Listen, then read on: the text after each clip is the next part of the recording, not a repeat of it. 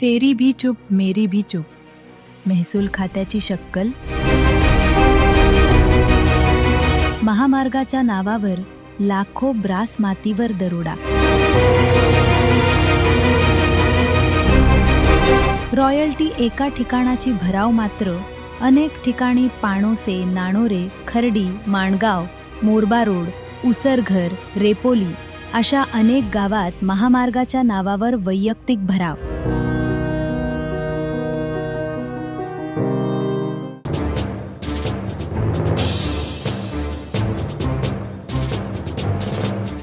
गेली अनेक वर्षे रखडलेल्या गोवा महामार्गाच्या नावाखाली खुलेआम अवैधरित्या डोंगर पोखरून माती उत्खनन सुरू असून एलएनए इन्फ्रा प्रोजेक्ट कंपनीने उर्वरित बायपासचे काम हाती घेतलेल्या या बायपासच्या कामासाठी अनेक ठिकाणी 500 ते 1000 ब्रास उत्खननासाठी रॉयल्टी भरली खरी.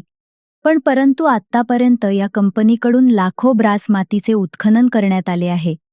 असे असताना महसूल अधिकारी हातावर हात धरून गप्प बसले आहेत. झपाट्यानं विकसित होत असलेल्या या जमिनींना सोन्याचे भाव आले आहेत. त्यामुळे राजकीय मंडळी, गर्भश्रीमंत व महसूल विभाग हातात हात घालून वनसंपदेची लूट करीत आहेत.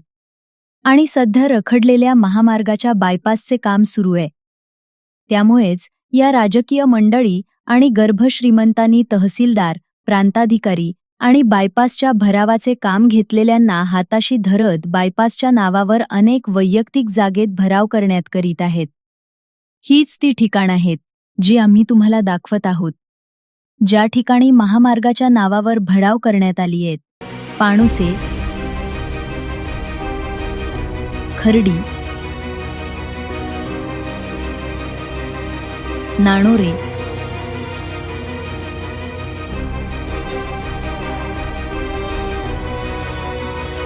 साले,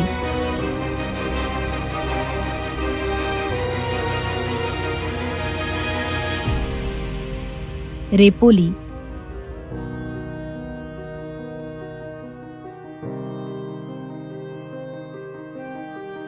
माणगाव,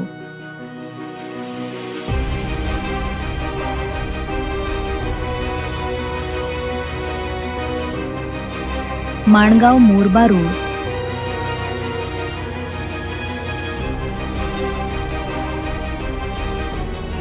बामणोली रोड अशी अनेक ठिकाणांवर महामार्गाच्या नावावर उत्खननकर्त्यांनी भराव केली आहेत.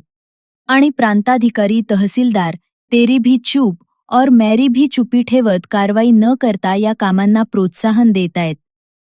बुरुम, माती, दबरडोंगर पोखरताना, किमती झाडांची कत्तल केली जात असताना वनखात्याचे कर्मचारी देखील डोळ्यावर कापड बांधून दुर्लक्ष करीत आहेत. हे दृश्य बघा. एवढा भला मोठा झाड पोकल्यान सेंकदात खाली पाडतोय.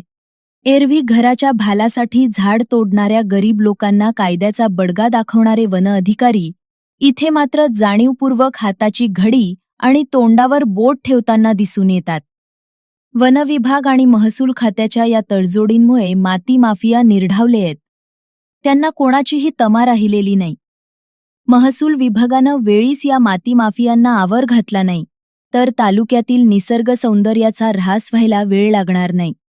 त्यामुळे या माती माफियांवर लवकरात लवकर कठोर पावले उचलून निसर्गासोबत शासनाचे होणारे नुकसान टाळा नये अशी मागणी निसर्गप्रेमी करीत आहेत. नमस्कार, मी प्रसाद गोरेगावकर. आपण माझ्या मागे बघू शकता किती मोठ्या प्रमाणावरती उत्खनन चालू आहे. या ठिकाणी जवळपास 30 ते 40,000 ब्रास एवढं उत्खनन झालेलं असेल. याच एरियाच्या दुसऱ्या बाजूला जर आपण बघाल तिकडे देखील उत्खनन चालू आहे. तिथे देखील जवळपास 20,000 ब्रास उत्खनन झालेलं असेल. परंतु इथे माहिती घेतली असता इथे केवळ 1000 ब्रासचीच रॉयल्टी या ठिकाणी आणि 1000 किंवा 500 ब्रासची रॉयल्टी काढल्याचं सांगितलं गेलेलं आहे. परंतु असं असताना या एलएनए कंपनीच्या या उत्खनन ठिकाणावरून प्रायव्हेट ठिकाणी देखील भरावा होत आहेत.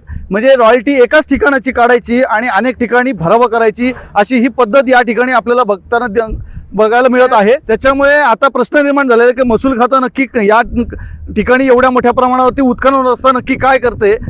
तलाठी असतील, मंडळ अधिकारी असतील, एवढ्या मोठ्या प्रमाणात उत्खननात असताना यांचं दुर्लक्ष कशा पद्धतीत आहे. कदाचित इथं यांचे आर्थिक हितसंबंध असू शकतात, परंतु पर्यावरणाचा इथे ऱ्हास होत असताना महसूल खात्याचं महसूल गोळा होत नसताना इथे अशा प्रकारे कुठेतरी तडजोड होत असताना दिसून येत आहे. आणि रॉयल्टी नसताना मुळात हजारभराची रॉयल्टी करायची आणि लाखोभरास उत्खनन करायचं असं या महसूल खात्याने यांना परवानगी दिल्याचं स्पष्ट दिसून येत आहे.